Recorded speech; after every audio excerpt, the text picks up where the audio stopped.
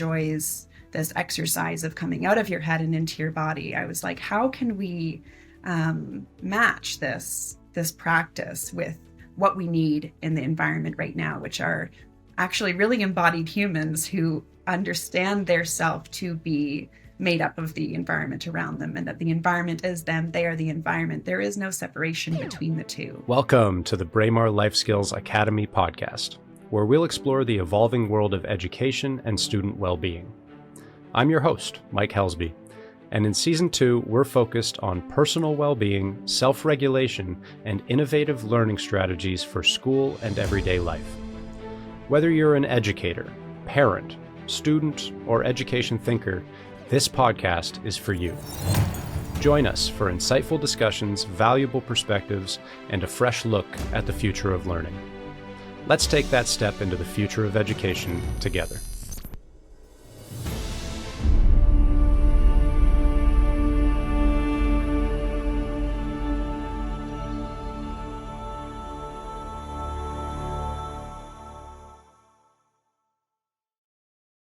Welcome back to the Braemar Life Skills Academy podcast. I'm your host, Mike Helsby, and today I'm very excited to be joined by Honor Stahl. Honor has been teaching dance and movement for the past decade to students aged 3 to 50 with various backgrounds, abilities, and experience levels. Honor is also a sustainability scholar with a background in environmental ethics and Buddhist psychology, and has blended her work in dance, embodiment, and engaged mindfulness with environmental education. She is the executive director of the nonprofit organization Women's Healthy Environments Network, where she engages in legal advocacy and public education around environmental toxics regulations and protecting human and planetary health. In 2024, she will be pursuing grad school and exploring the concept of embodied environmentalism and how increased self-awareness and interbeing may help students cultivate a richer and more fulsome relationship with the natural environment. I can't think of a topic more timely and more important in a education context than this. Honor, thank you so much for being with me today. Thank you for having me. I'm so excited and thrilled to be chatting about this and the intersection of being an embodied human in the environment here today. So thank you for inviting me here. Sure. Well, I'm thankful that words like interbeing and self-awareness are becoming more and more a part of the sort of public vernacular, but there's still some concepts in there that I think we're going to be unpacking for the first time for a lot of our listeners, and I'm excited to learn from you myself today.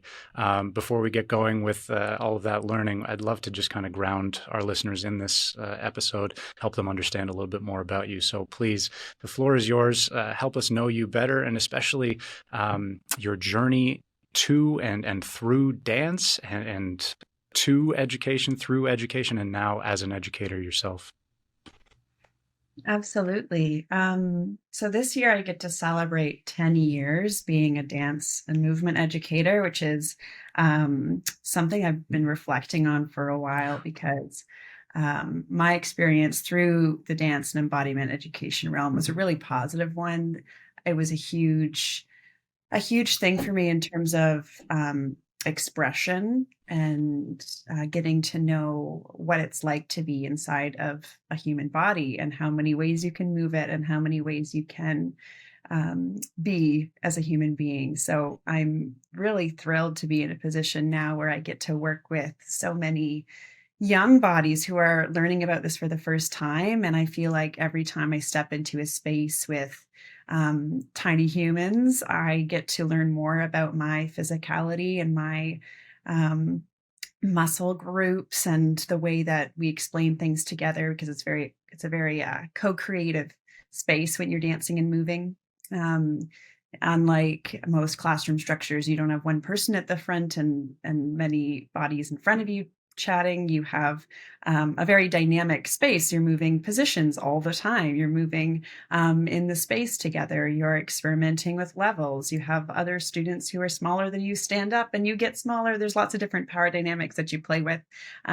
So being in spaces like that through the dance education world have been really great for me developmentally, but also they've been excellent supplements to academic education and academic learning. And I definitely would not have made it through our traditional education system without that supplementary education of moving my body so often and being in a very different space from traditional academic landscapes. And so having the two together has been really interesting as I've moved through my academic work, but also have moved through the dance world. Mm. It's a common theme talking to educators how the success of our own lives as students is so often dependent on, I guess, the coordination or the supplementation of another form, usually a creative form, an art form, and that can be anything from visual arts to athletics, anything that allows someone to really personally express themselves.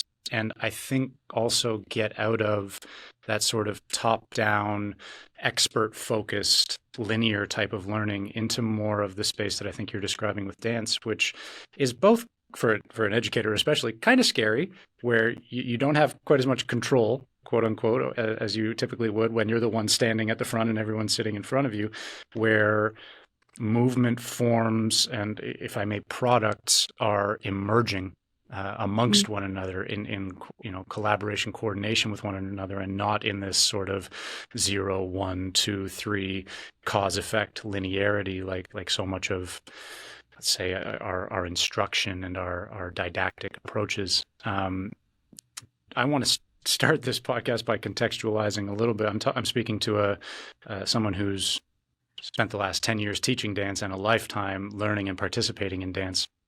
I myself am terrified of dance. Dance has never been a particularly comfy form for me, and so I'm hoping to find some routes to maybe some personal growth in this conversation as well.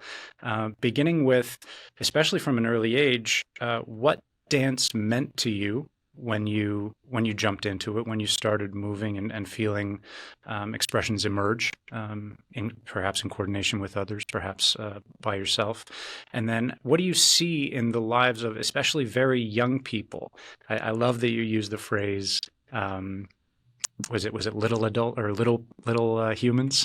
Tiny humans, yeah. Tiny humans, yeah. And I love that change, that important change of perspective that comes with that title, because they're not less than. They're not, people in training. I insist on this. They are fully formed and they have strengths and perspectives that we can learn from. So yeah, that sort of paint us a picture of those twin things. Your early experiences with dance and what it meant to you and gave to you, and then what are you seeing, whether mirrored or in contrast with the little people that you help?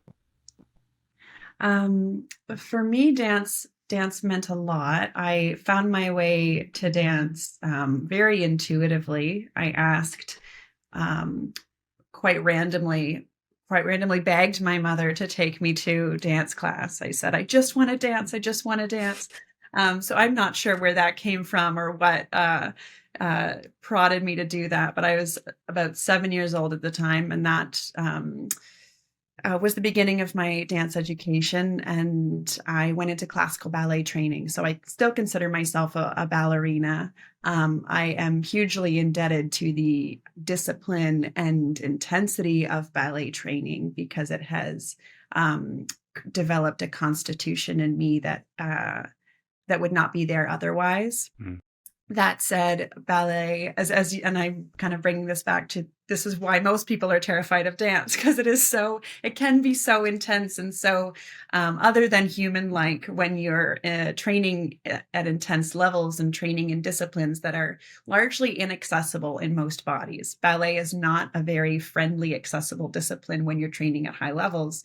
And that can cause a lot of fear when people put the label of this is what dance is. And it's typically a very a Western concept of dance, European Eurocentric concept of dance, that ballet is what it is to be a dancer. I hung on to ballet training quite tightly because of my little type A brain. I really enjoy that kind of work, but it's also very discouraging at times because you cannot necessarily achieve everything that's within that pedagogy. So nonetheless, I pursued ballet quite intensely. And then when I was a teenager, I would have been 15, 16, I had a few of my first really grounding dance classes in contemporary and modern movement that changed the way I perceived dance. And I had a couple teachers who had come up to me and said, forget everything you think you know about dance. And your first exercise is to walk across the room, but walk with intention and walk with expression. So, triggering things like lifting your chest, lifting your face up, turning your palms toward the direction you're moving, and walk with power across the space. And she's like, this is what dancing is. And then we would sit in a circle, and this teacher would do a gesture, a simple gesture, something anybody could do, but communicate more with that one gesture than with any words that any words ever could communicate. And that's when I fell in love with dance in a new way of how expressive and how genuine and how visceral it could be as a form of human expression. And that was, in a way, how my feet landed in the dance world in a really fulsome way, is I can use my body in these really cool physical feats that ballet gave me the ability to do, but now I can do it for a reason. I can use it for a reason. I can use it to feel more full than I have before. So that's what dance means to me. And then when I work with students, I try and bring that in as often as I can, because it's very common in our dance world to get stuck on technique, on how things look, on how because it's an old discipline. Ballet has been around for a while. There's lots of tradition in teaching methods. And I remind myself all the time, and am reminded by the tiny humans all the time, how things feel and how things react in the body, and how we want to express ourselves. And usually that's what brings little humans to dance, is they have this energy inside them that they want to bring up and out of their body. And dance can be a tool to unlocking those things that they want to bring up and out of their body. So talking about how things feel, triggering movements by those feeling phrases rather than visual cues in the mirror. Oh, like, feel like you're flying in this leap, or asking students directly, how do you feel when you do this particular gesture, this particular movement? A lot of storytelling gets integrated into my teaching because of that benefit of feeling rather than being triggered by visual cues. So integrating those two worlds of technique, but also of feeling. What does dance feel like in students? That's been really interesting to me over time. Yeah. You're in such a unique position, and it's a common cliche among educators that selfishly you sometimes end up learning more from the students than they end up learning from you. And part of that is being able to reflect on having been a student yourself and having come up through, perhaps, as in your case, multiple expressions of a form, from highly disciplined to free creative, let's say, and then being able to use that range of experiences to inform the way that you end up teaching students and therefore learning yourself. It becomes very aligned, very holistic, very mutually informative. And I think I can tell from your facial expressions and from your tone of voice while you talk about these things, very joyful, a real full and joyful experience. I sense through your discussion of what dance has meant to you in its various forms and what it means in the lives of the young people that you're teaching, a theme revolving around, I guess, the spectrum of expressions that are available to us. When we are born, as you said, as little humans, we have a whole bunch of energy, a whole bunch of expressivity, a whole bunch of feels and beings to put out into the world, and perhaps not many languages with which to do so, whether that's spoken language, movement language, body posture, facial expression.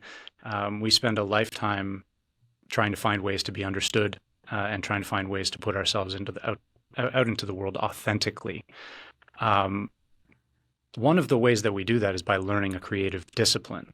But there's a paradox at play there, because even as we learn a language for expressing ourselves, we proportionately limit the breadth of expression that we are allowed, because it's called a discipline for a reason, right? It bounds expression.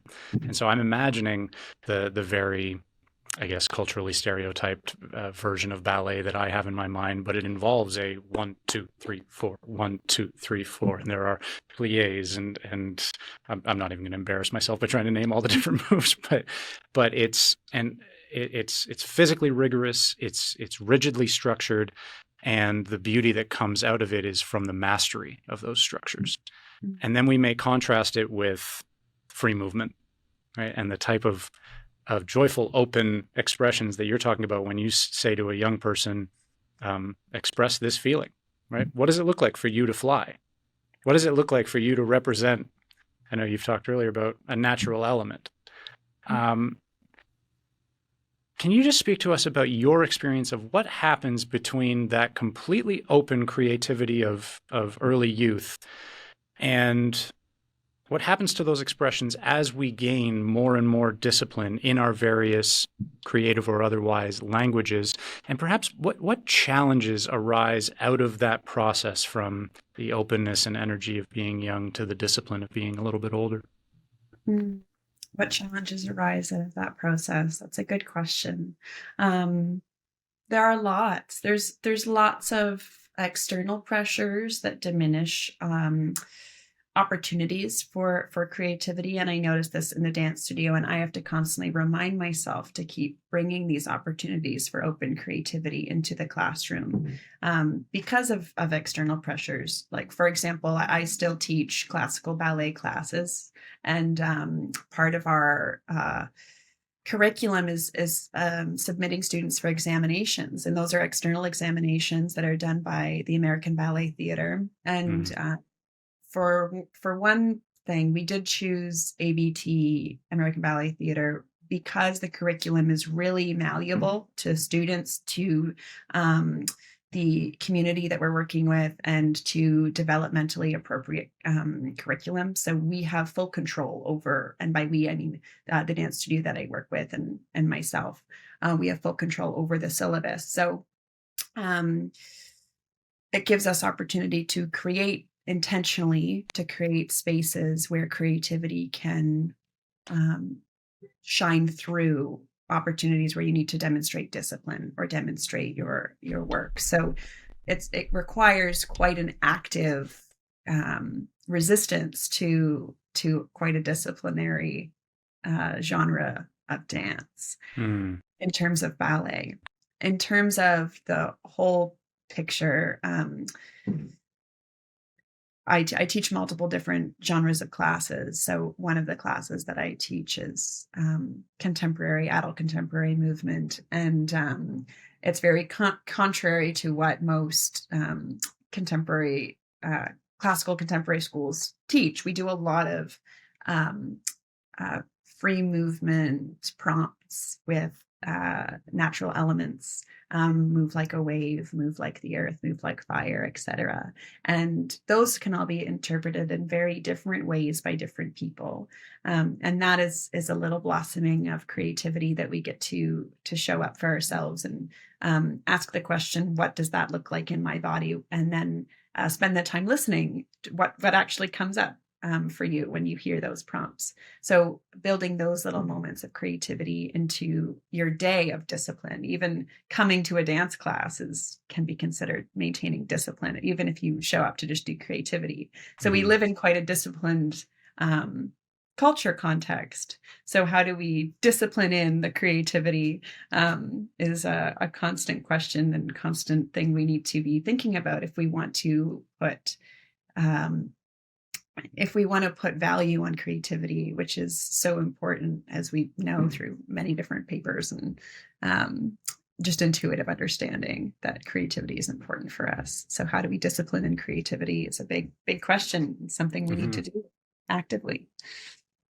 It reminds me much of mindfulness and the mindfulness boom in our culture. There's a paradox at play here, where we we imagine ourselves to have developed to a very, very sophisticated state in our society, and yet we are realizing in a very powerful way, I think, over the course of maybe just the last 10 years or so, that we've left behind some things that are fundamental to our being. Mindfulness is deeply unintuitive for the vast majority of people because they ask, well, what do I do? And of course, the sort of difficult to grasp answer to that is nothing, Mm-hmm. right? Do nothing. And in fact, it's almost a pursuit of being nothing. That's really uncomfortable for a lot of people. And I see echoes of that in dance, just as I do in things like journaling and really anything that asks us to introspect and produce something that's not pro forma in our culture, that doesn't have a ready template to be judged by. It's ironic that we have to schedule in introspection, that we have to schedule in personal expression and creativity, because these are, I challenge anyone to think of something that's more foundational to being a being than introspection and personal expression. And yet we've left them behind in a lot of ways. How does that show up? I'm kind of having a cartoonish vision of what it might look like for an older person, maybe even an older person like myself, to jump into one of your classes, your contemporary movement classes. How does the juxtaposition of the culture that you alluded to earlier, high productivity, go, schedule, society, how does the juxtaposition of that way of thinking show up in a context like your dance classes? It shows up in that we have to do a lot of tending to that part before we even get into a feeling of comfortability to start into the creativity. So what that looks like is, and I love that you brought in mindfulness, because dance is one of the most mindful activities you can engage in. It's one of the easiest ways to access the being instead of the doing, even though you're quote unquote doing dance, you're being, and that is the most visceral being you can be, is to be embodied. So we start these creativity classes, creative movement classes, let's call them, regulating the nervous system and bringing us out of that feeling or that sense of duty that you need to be doing. So classic cues for coming out of that is single pointed focus, like on the breath or on particular body points. Very classically Buddhist mindfulness techniques. Doesn't necessarily need to be Buddhist, can certainly be secular mindfulness techniques, but the breath is a huge cue, and something that is paramount to dancing effectively. And by effectively, I mean with more ease. If you don't breathe, it's a lot more difficult to access different muscle groups to move your body, but also to have a more enjoyable experience in your body. It brings you to your belly in a way that our normal day-to-day doesn't allow. We live up in our heads, and dropping into the body is the first thing we need to do when we're coming into a dance class. So we start with breath. And we start with bringing our attention to those lower abdominal muscles. And then we start bringing our attention to our pinky toe and our big toe, and shifting our weight between our feet, and feeling our hips moving side to side. And then you start cueing, and then we grow and do arm movements and get a sway going. And then the breath is part of that. And those become quite second nature in most bodies. And of course, not for everybody, but this is how we start a dance class. And it's not going into a series of plies where you need to know the positions of the feet and where your arm goes, and there's particular technique and you're doing it wrong, and which can be very scary for anybody coming into a dance class. But how we start our classes is this very grounding, little subtle movements, and then we grow from there. And then there might be an injection of like, oh, we're going to do a walk across the floor, and then a run across the floor, and then 2 walks forward and 2 walks backward, and then we do a walk forward, and a little jump, and we repeat that pattern across the floor. And you let the arms go where they want to go, and don't worry about where they need to be placed. So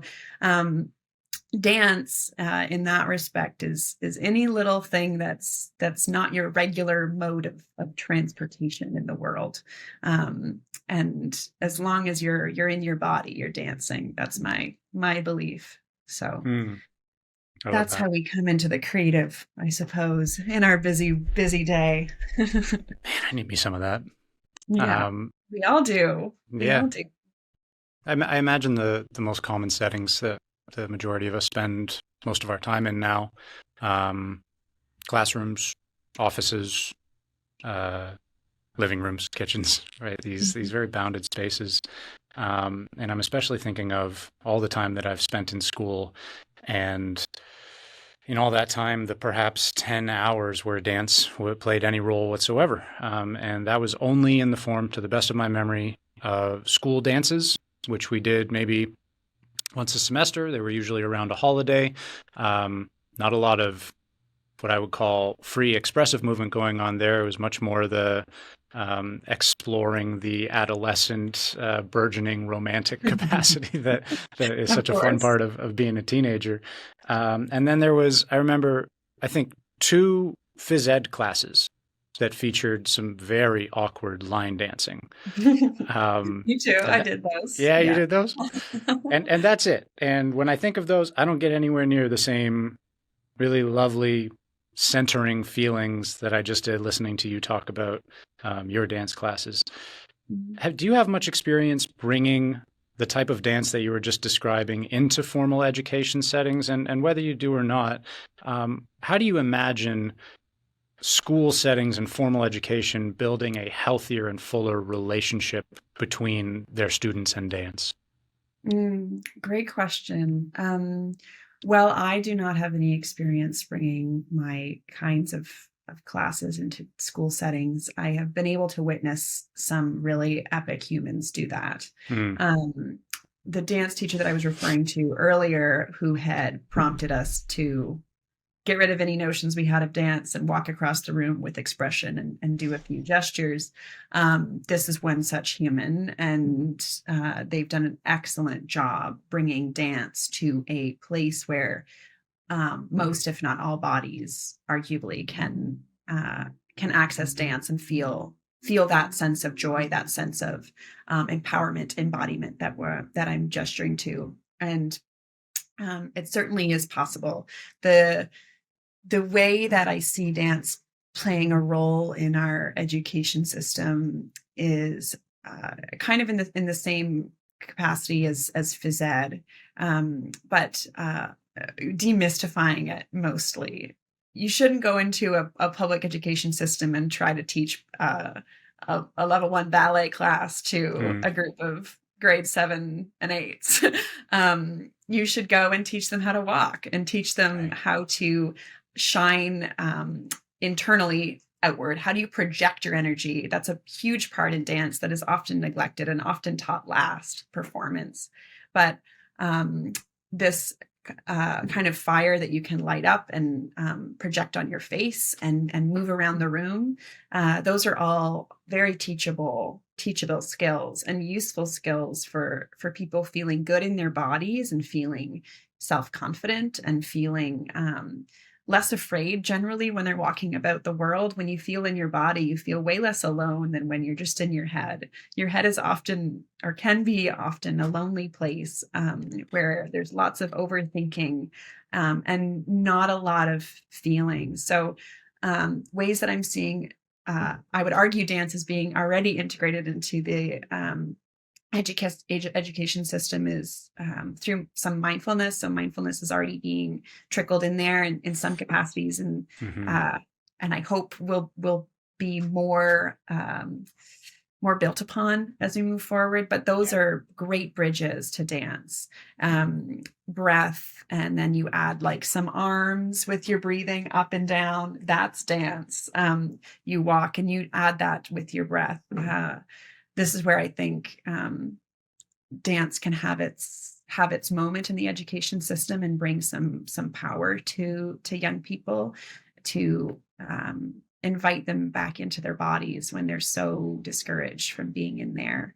And then ideally, you also do this all outside. We know the benefits of grounding and the benefits of being out in nature. So you couple that with mindful movement, intentional movement practices, and you've provided students with an outlet for expression, increased clarity and focus, higher self-esteem, increased community with the people that they're dancing with, even if it's giggles like this is crazy. Those are all good things too. We often think it needs to be a serious practice when you're sitting cross-legged and meditating, but very often it's not, and giggles are more than encouraged. So if you lean into that with your young people and admit that, yes, it is crazy to say over and over again, but maybe there's some benefit there if you do it enough times. Get them to say something else or get them to move in a different way that feels more comfortable for them. It's all movement. It's all dance. What a beautiful answer. Yeah, I would love to go to a school that had an ethos of giggles encouraged. You've touched on a theme that I really wanted to move into, because I know in addition to dance, another big focus and passion of your life is a term that you introduced me to, embodied environmentalism. And I just want to kind of push that one out onto the table and let you take it. And I want to open up the space for you to tell us what you mean by that term, how it connects with some of the feelings and expressions and education and real personal benefits that you've just elaborated for us, and where you're hoping to go with it as you get into your grad studies in this field. Excellent question.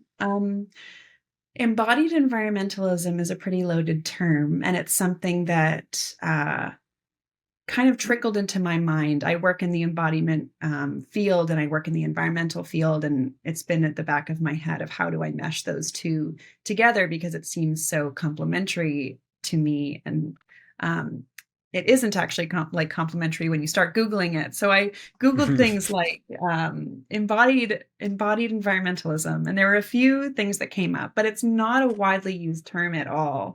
And it's not a common knowledge term. And the concept of including those two together in at least our modern Western science world is not there yet. However, what has been in existence long before papers and all that is this idea of a metapersonal self-construal, which is an amazing term coined by DeSico, which you're welcome to look into after, and I highly encourage you. It'll go in the show notes, yeah. That. But metapersonal self-construal is this idea that your self-identity, your conception of yourself extends beyond your physical body to include not only your kin, not only all other humans, but also all other life on Earth and all of the environment surrounding you. So imagine if you had a self-identity that included all of that. It's very different from our common Western conception of identity, which is an individual self-construal, and that begins and ends with your physical self. So it's tricky to hold both of those in the same breath, because Newtonian physics and all the other physics can exist at the same time. As this is my own clump of molecules, and that's your clump of molecules, but they're all the same molecules, essentially. So that concept was very, very interesting to me, because when you are doing mind-body practices, aka deep breathing, dancing, moving, you are coming into your body, getting really acquainted with your physical self, but also you're very acquainted with the external world around you in terms of your breath, what's coming into your body, what's coming out of your body, who's around you in the room. These kind of mindfulness exercises too that invite those kinds of perceptions. What are 5 colors I can see is a classic one, or nature immersion, nature bathing is very much about absorbing what's around you and how can you relate to those quote unquote external elements around you. So that became really interesting to me, because as an embodiment person, as someone who really enjoys this exercise of coming out of your head and into your body, I was like, how can we match this practice with what we need in the environment right now, which are actually really embodied humans who understand their self to be made up of the environment around them, and that the environment is them, they are the environment. There is no separation between the two. If we had students, if we have young people, grown-up people, big people have that conception of self, maybe we'll have more pro-environmental behaviors. Maybe we'll have a different relationship to how we move through the world and to how we interact with the environment around us. So part of what I'll be doing my research on is how mind-body practices can cultivate a metapersonal self-construal, how dancing in nature immersive environments could possibly cultivate this greater sense of self. So I'm really excited about it. I'm excited just listening to you talk about it. Metapersonal self-construal.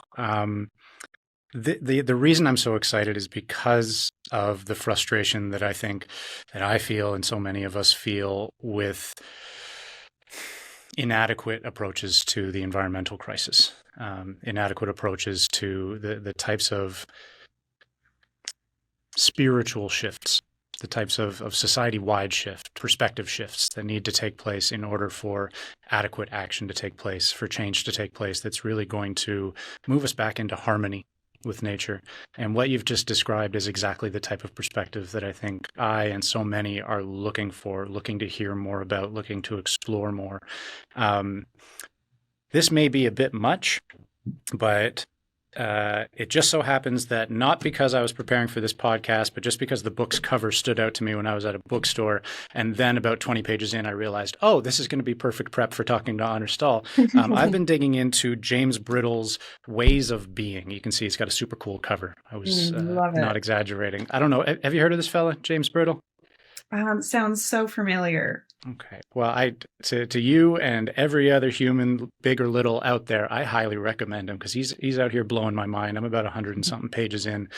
But what you were describing there in terms of understanding that our molecules are everyone's molecules, understanding that when you go looking for hard distinctions between what you mean by self and what you mean by the rest of the world, or what you mean by human and what you mean by nature, you are going to have a lot of trouble identifying one. And in fact, one of the things that Brittle points to is fella who I wasn't familiar with previously, Robinson's theory that the more accurately we measure something, the more complex it becomes. This phenomena that as you understand the world better and better, you see its interconnections more and more strongly. And the distinctions that had previously seemed so clear turn out to be something like simplistic metaphors. Something like stories that you were using to grasp, a much more complicated system. And the end of my reading last night was something that I wrote, I pencil marked all over, and I said, I really want to find a way to hopefully not shoehorn this into our conversation, but maybe use it just to emphasize it. In the chapter I'm reading, James Brittle's talking about the discovery or the search for Luca, the last universal common ancestor, this century-old pursuit of the very first single-celled organism that if we could just identify it, we would have a starting point by which to understand how the tree of life blossomed from there. And of course, that pursuit has led to nothing but endlessly complicating factors. Amongst them, something I hadn't heard of previously, horizontal genetic transference, or HGT, whereby it is now understood that genes do not simply get passed down or are inherited from one generation to another, but that there are many organisms that can in fact pass genes laterally. So that there are living organisms whose DNA is being altered in the midst of their existence. They are becoming different creatures, different beings in the midst of their existence. One stat that just rocked my world, if I can find it real quickly. A full 50% of the human genome consists of DNA sequences written into it by other organisms at various times in our evolution, and almost 10% is the result of transmission of DNA through viruses. And he calls the operation of HGT symbiosis. He then goes on, and this is if you'll bear with me for one paragraph, this is the thing that really just brought it home for me. The phrase more than human doesn't even begin to cover it. Not only are we the products of multiple entangled ancestors spanning vast ranges of the evolutionary field, we are not even individuals at all. No joke. I literally read this last night. Okay. We are not even individuals at all. Rather, we are walking assemblages, riotous communities of multi-species, multi-bodied beings inside and outside of our very selves. And I don't know how I'm supposed to pronounce this, but he writes, and we all go tumbling down the genetic line together. It's a delirious image, an endlessly blossoming, weirding, straining desire for life and interconnection. The lichens farm algae, and we farm bacteria, and each feeds the other. The trees are talking, and everyone's singing. We are descended from typhus on our mother's side and methane-burping archaea on the other. Every time we train our most sophisticated tools upon the central questions of our existence. Who are we? Where do we come from? Where are we going? The answer comes back clearer. Everyone and everywhere. Wow, what a beautiful passage. The trees are talking and everything is singing. That resonates with me. This morning, I went on a great walk to get my sunlight exposure, as Andrew Huberman argues. And I sat in the park, and there was a man sitting next to me who was saging himself. And then he walked around the park and was hugging the trees, each one. And I'm sitting there and I'm like, wow, that's so what I needed today. To know that there are people out there that are saging the forest and are hugging the trees. And I also wanted to bring that up because this idea of metapersonal self-construal is a very intuitive and very old way of thinking. It is a traditional indigenous way of knowledge. It is a Buddhist way of knowledge that has been very very visceral in our experience as humans for a long time. And only recently is Western science acknowledging it as something valid, if even. So it's taken us a long time to return to that. And I say that as a human who's learning along the way of how to come back to this way of knowing. And it's been a beautiful experience. And it's so great to hear those phrases like the trees are talking and everything's singing. Because if you get that, then you're embodied. You're in it with the trees. There's something about seeing someone hug a tree or sage themselves, something about reading words like that gives you permission to continue on this path. And I think we all need, what's that phrase? If you want to go fast, go alone. If you want to go far, go together. We need to go together through this. Again, it's funny. Like you said, it's taken us a long time to get back to the beginning. Right? It's taken us a long time to get back to just being a being in and with and among and through other beings. And it's scary to give up the control, the giving up that's required to feel these things, to go back into your body instead of living in your head, right? The head is greatly reassuring. That prefrontal cortex and its inhibitory abilities can really make me feel like I am the master of nature and like I do have this life completely, by the reins. But again and again, nature and relationship and learning prove that perspective foolish, prove it deeply incomplete.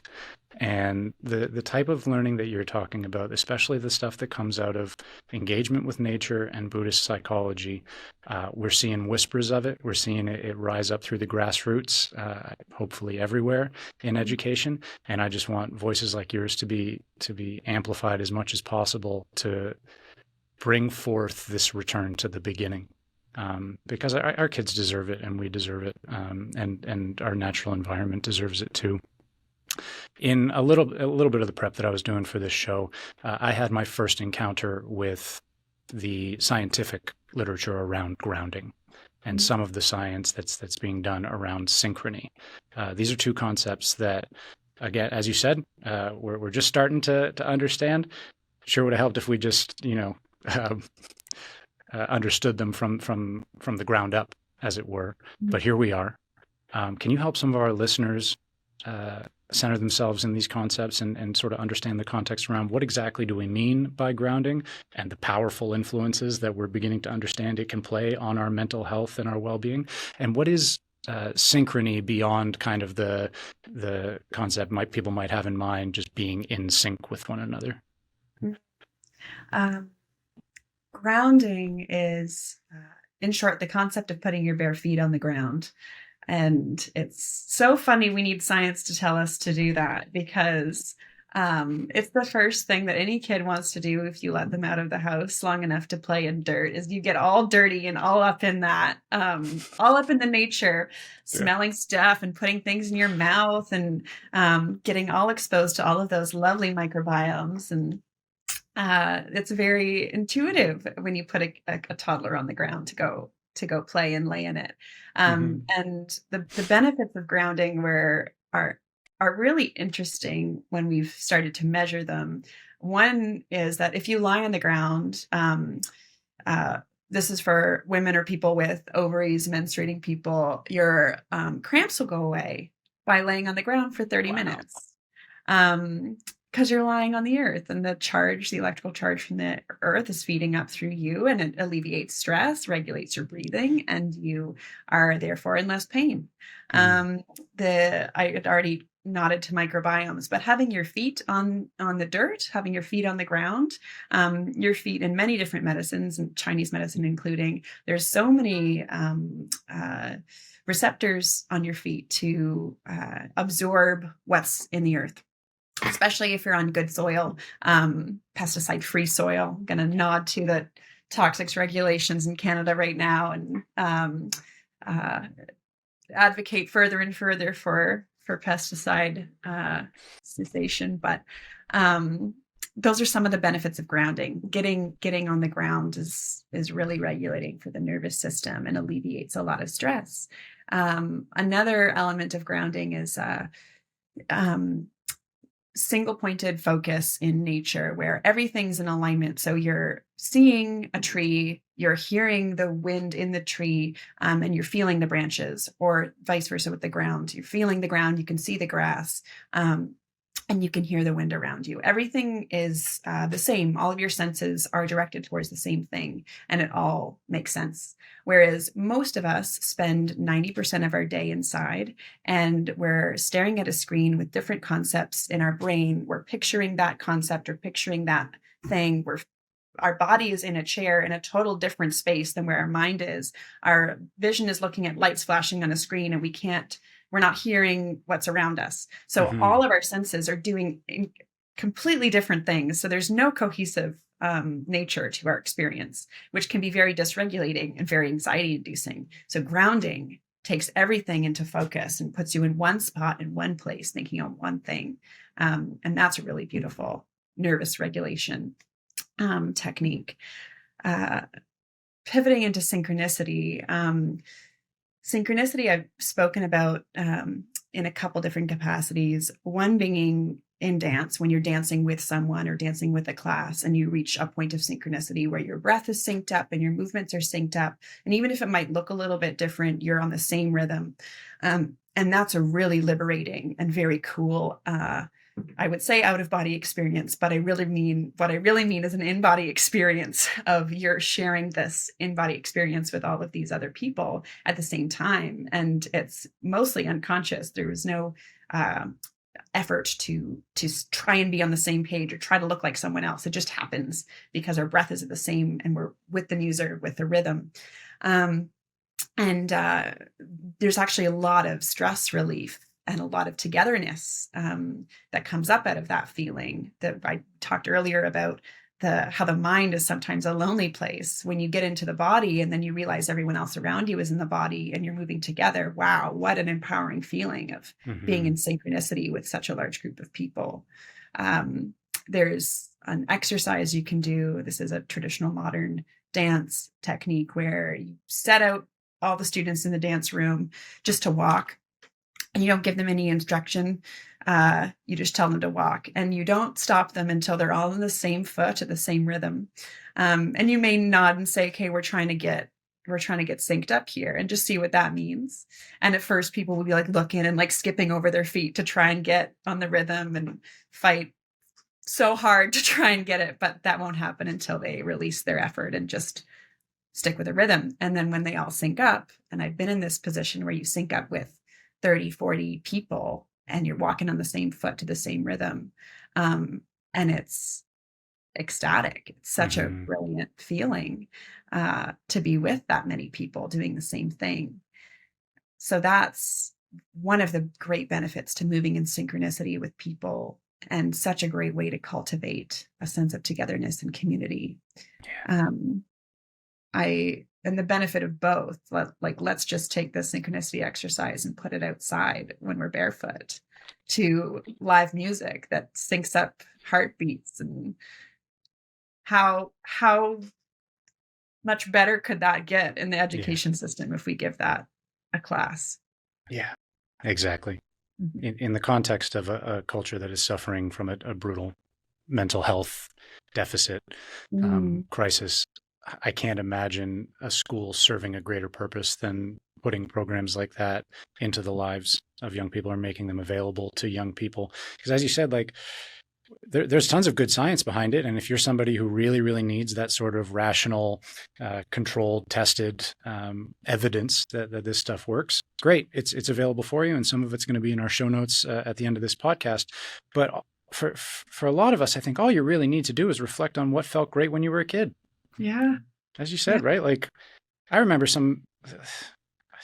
all of my best memories are outside, right? Most of them are at play, right? And we use words like, well, of course you liked it. Of course it was fun. But like, we need to step back and think about what we mean by those words. Because I think a lot of the times what we mean is that I don't have better language for explaining the goodness and the rightness that my body felt in that moment, right? So we use these really generalized vocabularies to explain something that's really, really profound. And I mean, for the young people I've worked with, for those suffering from attention deficit, from low self-esteem, from the inability to stop comparing themselves socially to other people, and kind of having their experience of learning really interrupted and in some cases destroyed by the unnaturalness of their setting and their lack of movement while they're doing it, get them outside. Get them moving, get them moving together, right? And like, if you want to write a research paper and describe all of the, put them in an fMRI when they're thinking about these things and show what parts of the brain light up while they're doing it, fine. But all you got to see is the looks on their faces. That's, I hope I get to spend the rest of my life just encouraging and helping to build stuff like that. And it sounds like you're going to be doing much the same. Oh, fingers crossed. Yeah. Fingers crossed. That's the hope. Before I get you out of here, I want to make sure that we understand a little bit better some of your work with the Women's Healthy Environment Network. How does some of the spirit of the conversation previous to this fit into your work there? And if you could just help us a little bit more, myself and the listeners, switch us on to the kind of people and resources that you're turning to continue building this really revolutionary world of thought and being for yourself. Certainly. So I have the absolute privilege of working for the Women's Healthy Environments Network, or WEN. So we'll go for WEN for short. It's been around since the 90s and has championed women and gender diverse people to be protectors of their environment, to be protectors of public health.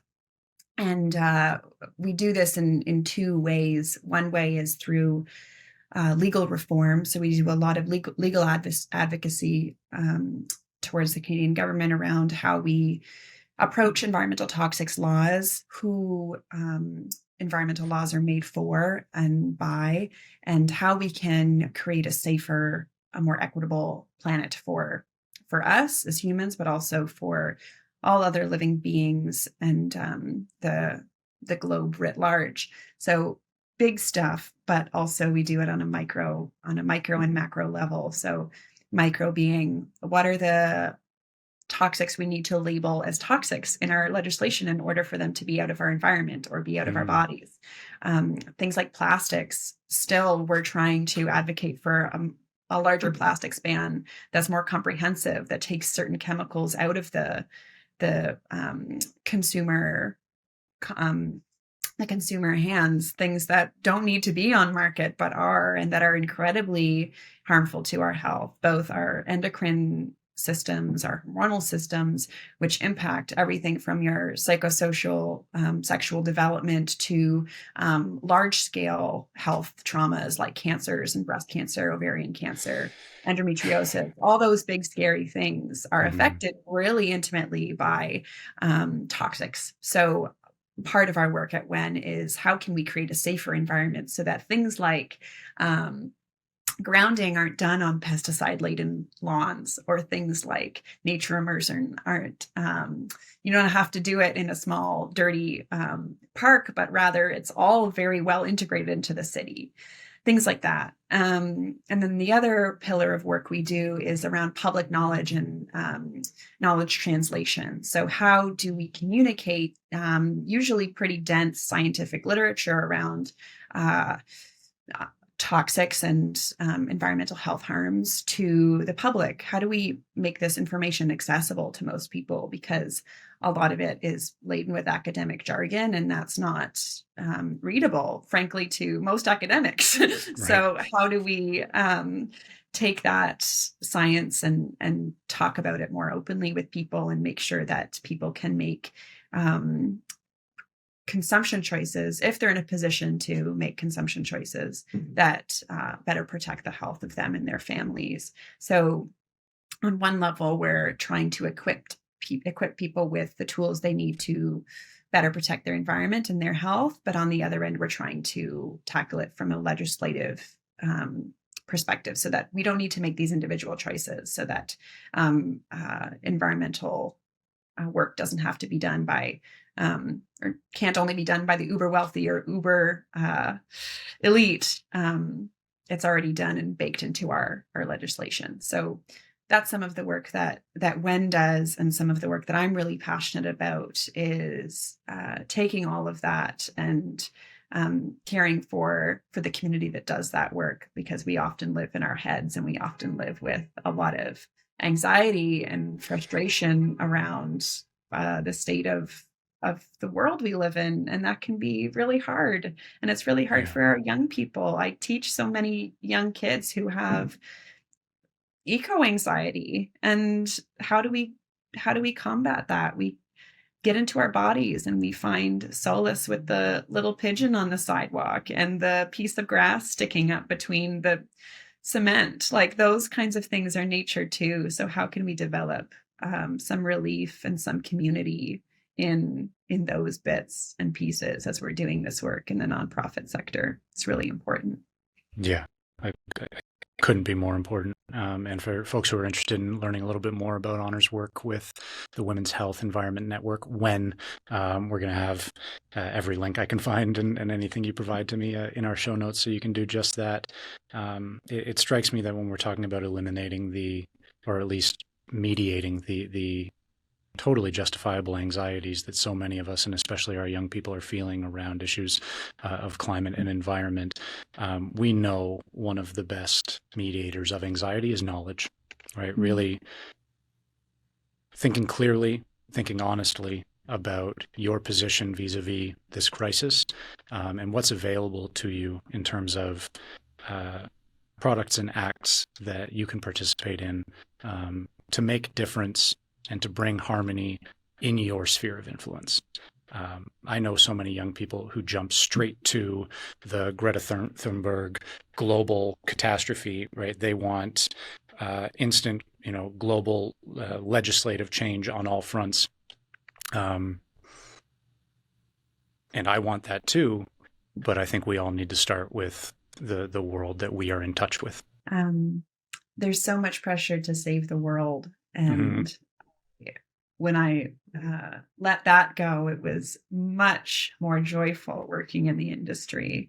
My favorite line from Jane Goodall is "Think globally, act locally." Yeah. So yes, we can all nod our heads to Greta and support all the work that she does, but you don't need to save the world. You can act locally. You can start with you. Beautiful.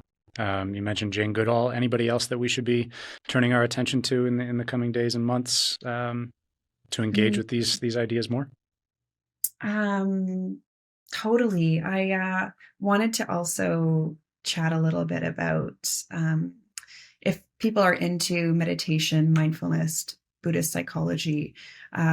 There's an excellent book called Zen and the Art of Saving the Planet, very Thich Nhat Hanh, and it's a great read and can be very comforting to those working in the industry. There's also a great book that my dear friends over at the organization Shake Up the Establishment just published called Practicing Rest, Recovery, and Resistance. And it's an interactive dreaming journal for people who are engaged climate citizens or working in the industry. And it's exactly what we're talking about. It nods to metapersonal self-construal. It nods to taking care of your body, being in your body, and also being attuned to what's happening around you. So those are two places that I really encourage people to have a look at if they are called to.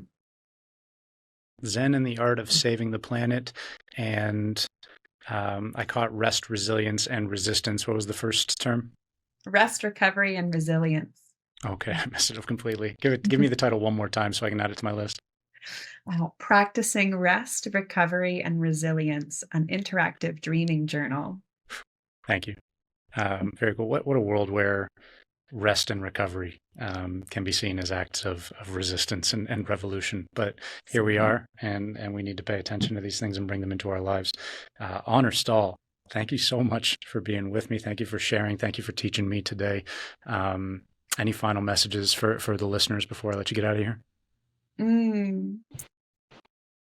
Stand up wherever you're listening and give your body a nice big shake and a big stretch. Tune into where your body's at today if you haven't already. That's my message to myself right now, and also to the listeners listening. Cool. Well, I'll be doing it alongside you, if not in person, at least in spirit. Thanks again. This has been enlightening in ways that I think you're probably not even aware of. For the listeners out there, keep tuning in. Braemar Life Skills Academy podcast for conversations with wonderful guests just like Honor Stahl. We'll talk to you again soon. Thank you so much, Mike. It's been an absolute pleasure. All right.